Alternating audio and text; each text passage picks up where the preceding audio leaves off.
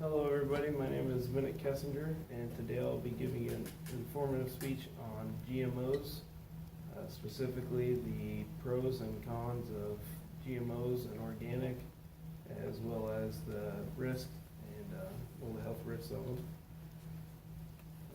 Do you know what a GMO is? I bet everybody here has probably eaten something daily that has some sort of GMO in it, or consumed it somehow. GMO is a genetically modified organism, and it is when you combine two organisms by combining their DNA strands together. And to also talk about what I'm going to talk about, I'll be talking about the number of people in the United States and how we have to feed them through whether it's organic or GMO. But there are 7.5 billion people in the not in the United States, in the world. And on average, each person is able to eat 2,700 calories in a day.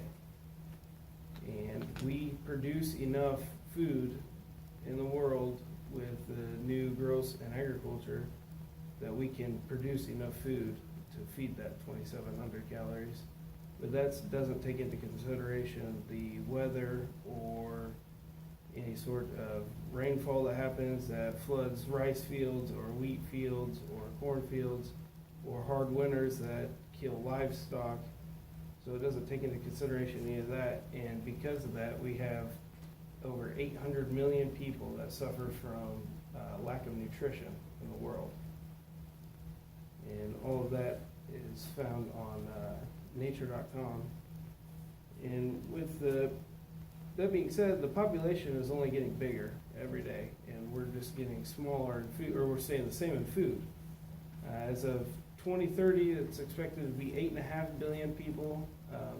2050, there's 9.7 billion people, and by 2100, it's supposed to exceed 11 billion people. And that's just lowering our food each and every time we go on.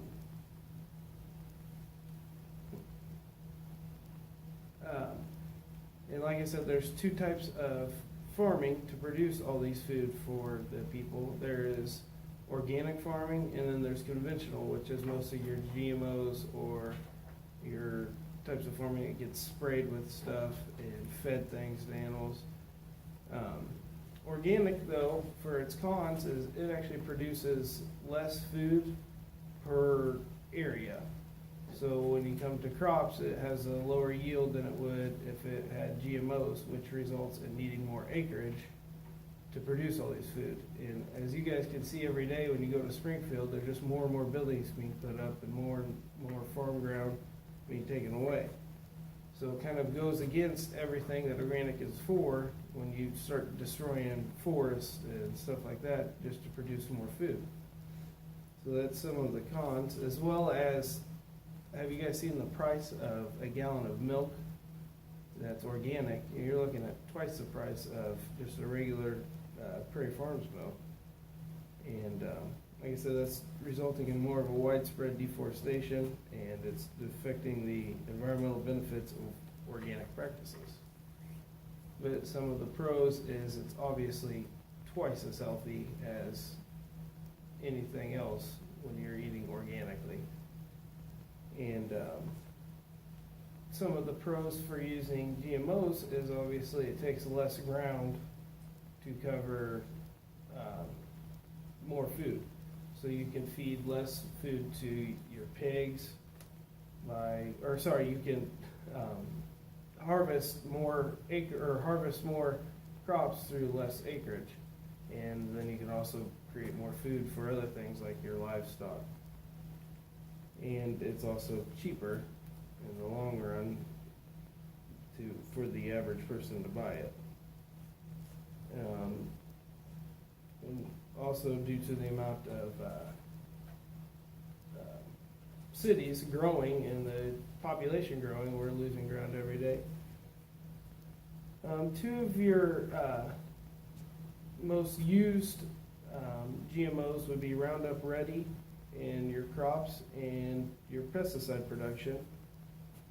And those are used on both of those are used on most of your crops that the human body consumes.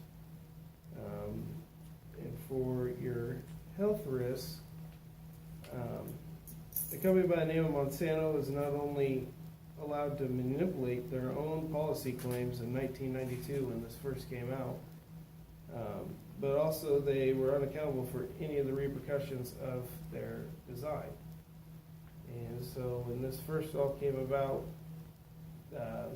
a guy by the name of Michael Taylor, who worked under the White House for the FDA, he actually went through and promoted the use of GMOs and said that it was okay to not test them. So, 40 years ago, we were just running all these things through our bodies that nobody had even tested yet, and they tried to hide it and claim that it was okay for the human body. Later, they did tests after the American people found out about it, and they saw that it created a lot of allergy problems, and there's a few other studies that came out, but nothing has actually came out yet to claim cancer, so nobody can actually argue that.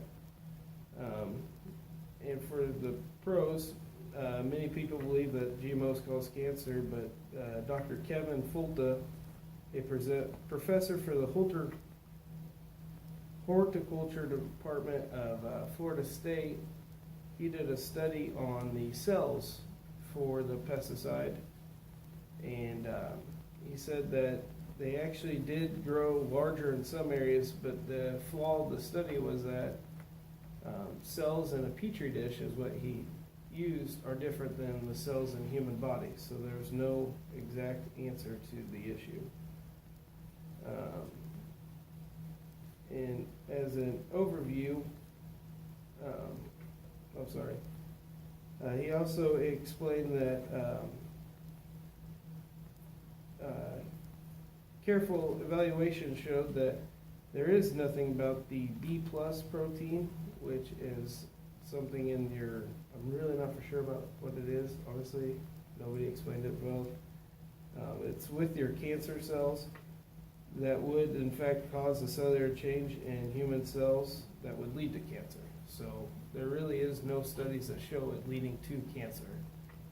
And in fact, there's really no way to find out yet. Nobody knows. So my conclusion, there is obviously a dilemma to what to do with the rising population and the amount of, or the shortage of food for the entire world, and what to do exactly about the future, as well as what we should